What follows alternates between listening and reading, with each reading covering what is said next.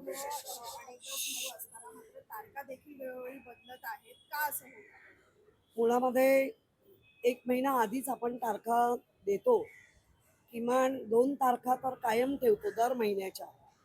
परंतु आता असं लक्षात येतंय, भारतीय जनता पार्टीचा कार्यक्रम असला, की महापौर डायरेक्ट तारखा बदलून मोकळे होतात. म्हणजे इथे पक्ष वाढवायचंय, मुंबईचं काय काम असेल तर आम्हाला त्याच्याशी देणं-घेणं नाही. अशा पद्धतीने या महापालिकेत कारभार चाललाय. म्हणजे आज खरं सभागृह असणार होतं. ते काल संध्याकाळी कळतंय, की सभागृह नाहीये म्हणून. आणि एम-एच डिपार्टमेंट म्हणजे त्यांनी एम-एच डिपार्टमेंटनी स्वतःचं अस्तित्वच ठेवलं नाहीये. अगदी फार गुलाम झाल्यासारखे वागतंय. त्यामुळे अशा गोष्टीचा मी निषेध करते. कारण जेव्हा तारखा ठरतात, तर शहरातल्या काही गोष्टी असतात, की ज्याच्यामध्ये हरकतीचे मुद्दे घ्यायचे असतात, कुठे निवेदन द्यायचं असतं, कुठे सूचना करायच्या असतात आणि मग नेहमीचं कामकाज करायचं असतं. पण महापौरांच्या जो कारभार चाललाय, मन मानेल तसं, कधी वाटेल तेव्हा तारखा देऊन मोकळ्या होतात आणि सगळे नगरसेवक म्हणजे त्यांचेही आणि आमचेही, त्यांचे होतात की नाही मला माहिती नाही, पण आपल्या सगळ्या नगरसेवक डिस्टर्ब होतात. तयारी केलेली असते, पूर्ण डिस्टर्ब होऊन जातात आणि मग प्रश्न पडतो, की हा मुंबईच्या महापौरांना नगरसेवकांना डिस्टर्ब करून पक्षीय राजकारण करायचंय का? की महापौर म्हटल्यानंतर जर तुम्ही आमचा पण रेकॉर्ड काढा, आम्ही त्यावेळेला पण विरोधकांना विश्वासात घेऊन म्हणजे अगदी आमच्याकडे मनोज कोटक येत होते, ते विरोधक नव्हते, ते आमचे बरोबर होते, पण विरोधाची भूमिका करत होते.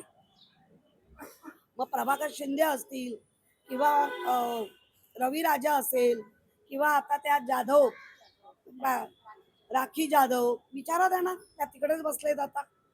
असं कधीही राजकारण एवढ्या टोकाला जाऊन होत नव्हतं. राजकारण सगळेच करतात, वाटेल तशा तारखा बदलतायत, वाटेल त्या आणि लोकांचं खच्चीकरण करतायत आणि काय मन मानेल. महापौर जरा नियमाने चाला, नियमाने. काही 31 मे पर्यंत खरं तर नालेसफाईचे आदेश महापालिकेने दिलेले आहेत आणि असं असताना आपण पाहतोय की महापालिकेच्या सत्ताधारींकडनं जे नालेसफाईच्या पाहणी दौऱ्यावरनं अनबन पाहायला मिळत आहे. कुठेतरी आपलं देखील अस्तित्व दाखवण्यासाठीचा हा प्रयत्न आहे. आज खरं तर शिंदेच्या उपमहापौर जे संजय खाडे यांचा दौरा आहे, तर उद्या भाजपच्या ज्या महापौर आहेत प्रीती तावडे यांचा दौरा आहे. महापौरांचे एवढे नालेसफाईचे दौरे झाले, पण कुठेही उपमहापौर यांना बोलवण्यात आलं नव्हतं. त्यामुळे ही संपूर्ण चर्चा पाहायला मिळते. 2 गोष्टी आहेत.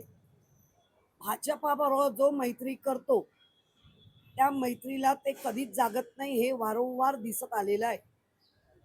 महापौर मॅडम जेव्हा पाहणी करतायत तेव्हा मला असंही दिसतंय, कुठेही अधिकारी लोक नाहीत, स्वतःच्या पक्षाचे लोक घेऊन फिरताना मला दिसतंय.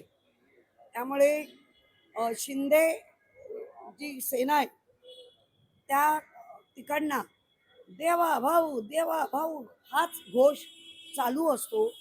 जे काही बदल घडतायत किंवा घडणार आहेत किंवा जे घडून गेलेत ते फक्त आणि फक्त देवा भाऊंनीच केलंय असा भाजपाचा सांगण्याचा प्रयत्न असतो. त्यामुळे शिंदे सेनेला कुठलाही महापालिकेत म्हणजे काय म्हणतात ना, विश्वासात घेतलं जातं असं मलाही दिसत नाहीये. कारण काही झालं तरी एकेकाळी शिंदे सेना आणि आम्ही एकत्र काम केलेलं आहे. त्यामुळे त्यांच्या चेहऱ्यावरचे भाव किंवा त्यांची कुजबूज ही आम्हालाही कळते.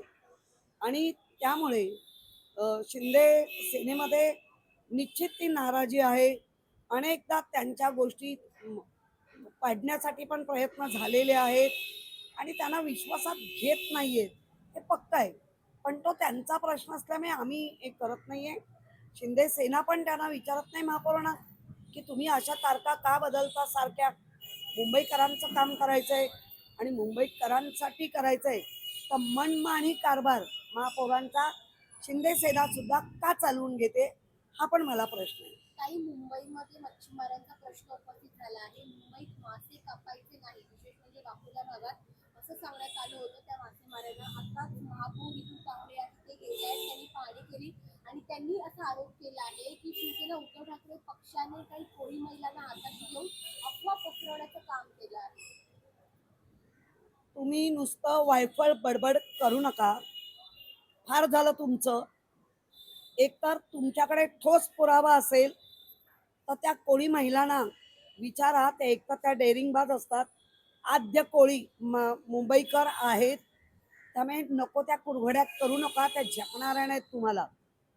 आणि कोळी महिला कोणाच्याही आधारावर चालत नाहीत. त्या पूर्णतः कोळी बांधव, आगरी हे सगळे सक्षम आहेत.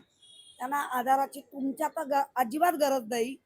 आणि आमच्यामध्ये अनेक नगरसेवक आहेत जे कोळी बांधव आहेत. त्यामुळे अशा घाणेड्या फुटकळ गोष्टी आम्ही कधीही करत नाही आणि आम्ही कोणाला हाताशी धरून, कारण आम्ही पण आमच्या पण गट्स आहेत. त्यामुळे उगाच काय पण बोलायचं आणि मायलेज घेण्याचा प्रयत्न महापौरताई जरा थांबवा. फारच उथळ होत आहे हे सगळं. एवढं उथळपणा बरा नव्हे. आणि कोळी महिलांवर जर तुम्ही आता बोललातच आहात तर तुम्हाला सिद्ध करावं लागेल. वाटेल ते आरोप आम्ही पण नाही सहन करणार. कोणाला हाताशी धरलं, तुमच्या कोणी कान फुकले ते आम्हाला येऊन दाखवा आणि रीतसर कारवाई करा. मुळात ज्या बातम्या चालल्या आहेत त्याच्यावर वॉर्ड ऑफिसर आता जर मागे फिरत असेल तर त्या वॉर्ड ऑफिसवर पहिली कारवाई करा. तुम्ही प्रशासनाला झाकून ठेवाल आणि आमच्यावर कुरघडी कराल तर तुम्ही मुंबईकरांवर पुन्हा अन्याय करता आहात. सारखा सारखा अन्याय करता आहात. हे सतत तुम्हीच सिद्ध करता आहात. काही या पाहणी दौऱ्यामध्ये अदिती तावडे ज्या महापौर आहेत त्या मासे देखील तिथे कापणार असल्याचं सांगितलं गेलं. बघा, काल मासे कसे कापले जातात हे मी तुम्हाला प्रॅक्टिकली सांगितलं आहे. आणि त्या कापणार असतील तर चांगली गोष्ट आहे, पण ते टेक्निकली नीट कापा. शो म्हणून कापायला जाऊ नका. कारण मासा याचं कापण्याचं टेक्निक या आमच्या सगळ्यांपेक्षा त्यांच्याकडे जास्त असतं. आणि म्हणून कोळी महिलांकडनं मासे कापून लोक का घेतात आम्हालाही माहिती आहे, पण आम्ही कापून आणतो. कारण ती रिक्स आम्ही घेत नाही. आणि ती खायची गोष्ट आहे. काटा कुठे जर घशात अडकला तर प्रचंड त्रास, वेदना आणि काही वेळेला तर सर्जरी करून काढावे लागले. त्यामुळे तुमचं नाटक तुम्हाला लकलं. मुंबई महानगरपालिकेत मायक्रो सर्फेसिंग नावाची यंत्रणा वापरली जाणार आहे. रस्त्याचे खड्डे बुजवण्यासाठी त्यासाठी कोट्यावधी रुपये देखील खर्च केले जाणार आहे. मध्यंतरी रस्ते काँक्रिटीकरणासाठी देखील अनेक कोट्यावधी रुपये खर्च केले गेले, मात्र अजूनही काँक्रिटीकरणाचं काम पूर्ण झालेलं नाही. तर भाजपचेच एक नगरसेवक आहेत, त्यांनी आरोप केला की यामध्ये भ्रष्टाचार होतोय. मला ना दोन गोष्टी कळतच नाहीये.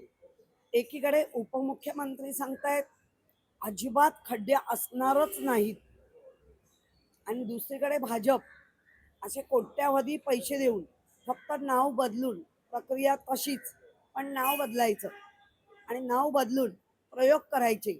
आणि त्या प्रयोगाला भाजपचे पण आमदार म्हणा, भाजपचे नगरसेवक म्हणा, हेही आता त्या प्रयोगाला कंटाळले आहेत. कारण त्यांना पुढील 5 वर्षांनी किंवा हा मधला पडाव येणार आहे लोकसभेचा आणि विधानसभेचा, त्यांना सामोरं जायचं आहे. त्यामुळे त्यांना नगरसेवकांना पण वाटतंय की प्रामाणिकपणे आपल्या वरिष्ठांनी बोललं पाहिजे आणि तसं केलं पाहिजे. म्हणून त्यांच्याकडनं विरोध होतोय. फक्त नाव बदलून प्रक्रिया तशाच करून एकीकडे उपमुख्यमंत्री म्हणणार खड्डे पडणार नाहीत आणि एकीकडे यांची यंत्रणा भाजपची अशा पद्धतीने वागत असेल तर नक्की मुंबईकरांनी तुमच्या म्हणजे तुम्ही काय करताय काय समजावं. याच्यासाठी माझा लाडका कॉन्ट्रॅक्टर ही स्कीम चालू आहे. महापौरांच्या फंडाची स्कीम पूर्ण झालेली आहे. त्यामुळे कशी झाली काय झाली तिथे ती चर्चा आहे, पण मी आरोप नाही करणार. कारण मला कळलं, बघितलं नाही की आम्ही हे नाही. त्यामुळे जे चाललंय ते मुंबईकरांच्या अहिताचं अधिक होतंय असं दिसतंय. काही भाजपकडनं मुंबई महापालिकेत काही मोठे प्रशासकीय बदल जे आहेत ते केले जाणार आहेत. नुकताच एक आमदार व महापौरांची बैठक पार पडलेली आहे आणि पारदर्शक कारभारासाठी भाजपचे जे वरिष्ठ नेतृत्व आहे हे यासाठी आग्रह आहे. आणि त्यामुळेच महापालिका मैदान असेल किंवा मोकळ्या जागा अशा काही ज्या सोयीसुविधा आहेत त्या केंद्रित आहेत, त्याच्यामध्ये नव्या धोरणांचं जे आहे ते उल्लेख करण्यात आलेला आहे. नवं धोरण म्हणजे ज्या RG-PG मध्ये कुठलंही बांधकाम करायचं नाही अशी गेल्या 15 वर्षातली अट होती. मला असा डाऊट आहे, अजून माझ्यासमोर ते आलं नाही आहे. ती अट काढण्याचा प्रयत्न आहे, जेणेकरून लोढांसारखे अनेक संस्थानिक जे आज मुंबई गिळायलाच बसले, त्यांना त्या मैदानामध्ये कब्जा करायला मिळेल आणि तो कब्जा अधिकृत करून घ्यायची हा जो साजिश आहे, ही साजिश त्यांची चालली आहे. 15% बांधकाम करायला द्या असं मला ऐकायला येतंय, पण ह्याला कडाडून विरोध होईल. कारण RG-PG मध्ये आता कुठलंच बांधकाम असता कामा नये. मुंबईकरांना मोकळा श्वास त्या निमित्ताने का होईना मिळतोय, तो त्यांचा श्वास गुदमारून टाकता कामा नये. कारण गेल्या 15 वर्षापूर्वी हे 15 वर्ष हे नियम आम्ही पाळले. त्यामुळे मला वाटतं RG-PG मध्ये कुठलंच बांधकाम असता कामा नये. नवीन बदल करून आणला तर विरोध करू. तुमच्या कार्यकाळामध्ये जे धोरण होते त्याच्यामध्ये देखील मोठ्या प्रमाणात बदल करण्याचा सूर देखील या बैठकीत पाहायला मिळाला. नाही, आमच्या काळामधला धोरण हेच होतं की RG-PG किंवा जे मोकळ्या पेस या कुठल्याही बांधकामाने बाधित करू नका. ते लोकांसाठी मोकळ्या ठेवा. कारण 15 वर्षापूर्वी फुटपाथवर पण बांधकामं करायला दिली जात होती. मला आठवतं एक आयुक्त नलिन अक्षण साहेब यांच्या याच्यामध्ये बरेच फुटपाथवर व्यायामशाळा झाल्या वगैरे. पण तेव्हाच उद्धवजींनी पुढाकार घेऊन आयुक्तांना निर्देश देऊन की बाबा फुटपाथ किंवा मोकळ्या जागा इथे कुठलंही बांधकाम करायला देऊ नका. आणि तो नियम गेली आता आत्ता आज ह्या दिवसापर्यंत आपण पाळलेला आहे. एक अशी पण चर्चा झाली आहे, जर निधी कमी पडल्यास तर या प्रसंगी PPP तत्वाचाही यामध्ये अवलंब करण्यात येणार. काय PPP तत्वाचा देखील अवलंबन करण्यात येईल. बघा, भाजपच्याच एका नगरसेवकांनी कालच्या अगदी बजेटमध्ये सुद्धा त्यांनी विरोध केला की PPP देऊ नका. एकदा त्यांना जागा अलाउट केल्या 20 वर्षासाठी, 30 वर्षासाठी, 40 वर्षासाठी, त्या पुन्हा मिळत नाहीत. आणि आवळा देऊन कोहळा काढण्याची जी ही पद्धत आहे ती बंद करा. त्यामुळे PPP ला विरोध होत आहे. भारत माता की जय आम्ही जरूर म्हणू, पण आमचा विरोध वंदे मातरमला असेल असे फरहान आझमी अबू आझमीचे पुत्र यांनी म्हटलं. नाही, मुळामध्ये अबू आझमी जे काही असे विधानं करून कारण नसताना भारत माता की जय म्हणायचं तर आहेच, पण वंदे मातरम पण म्हणावं लागेल अशी दादागिरी कोणाच्याच खपून नाही घेतली त्यांना.